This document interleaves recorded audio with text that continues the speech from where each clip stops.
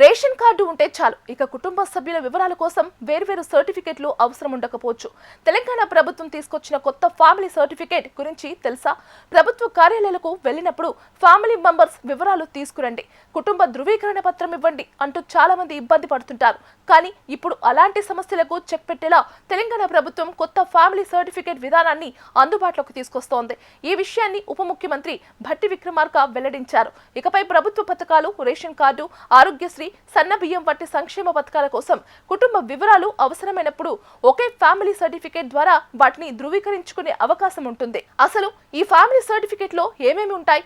ఈ ధృవీకరణ పత్రంలో కుటుంబ యజమాని పేరు, కుటుంబ సభ్యులందరి పేర్లు, యజమానితో వారి సంబంధం, వయసు, పుట్టిన తేదీ, లింగం, ఆధార్ నెంబర్, ప్రస్తుతం నివసిస్తున్న పూర్తి చిరునామా వంటి వివరాలు నమోదు చేస్తారు.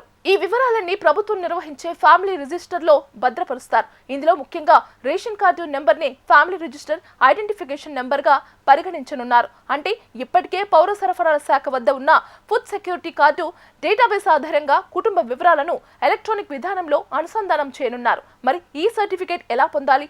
మీకు సమీపంలోని మీ సేవా కేంద్రం ద్వారా దరఖాస్తు చేసుకోవచ్చు, లేదా మీ సేవ ఆన్లైన్ పోర్టల్, మొబైల్ యాప్ ద్వారా కూడా నిర్ణీత రుజువు చెల్లించి అప్లై చేయొచ్చు. కుటుంబంలో 18 సంవత్సరాలు నిండిన ఏ సభ్యుడైనా ఈ సర్టిఫికేట్ కోసం దరఖాస్తు చేసుకునే అర్హత కలిగి ఉంటారు. దరఖాస్తు చేసిన వెంటనే మీ రేషన్ కార్డులో నమోదైన చిరునామా ఆధారంగా సంబంధిత మండల తహసీల్దార్ కార్యాలయానికి ఆ దరఖాస్తు ఆటోమేటిక్ గా చేరుతుంది. అక్కడ పరిశీలన పూర్తయిన తర్వాత ఫ్యామిలీ సర్టిఫికేట్ జారీ చేస్తారు. ప్రభుత్వం చెబుతున్నది ఏమిటంటే, భవిష్యత్తులో ప్రభుత్వ శాఖలు లేదా ఇతర సంస్థలు కుటుంబ సభ్యుల వివరాలు అడిగినప్పుడు ఈ ఒక్క సర్టిఫికెట్ తోనే అవసరమైన సమాచారం అందించేలా వ్యవస్థను రూపొందిస్తున్నారు. దీంతో పౌరులు పదే పదే వేర్వేరు ధృవీకరణ పత్రాలు సమర్పించాల్సిన అవసరం తగ్గే అవకాశం ఉంది.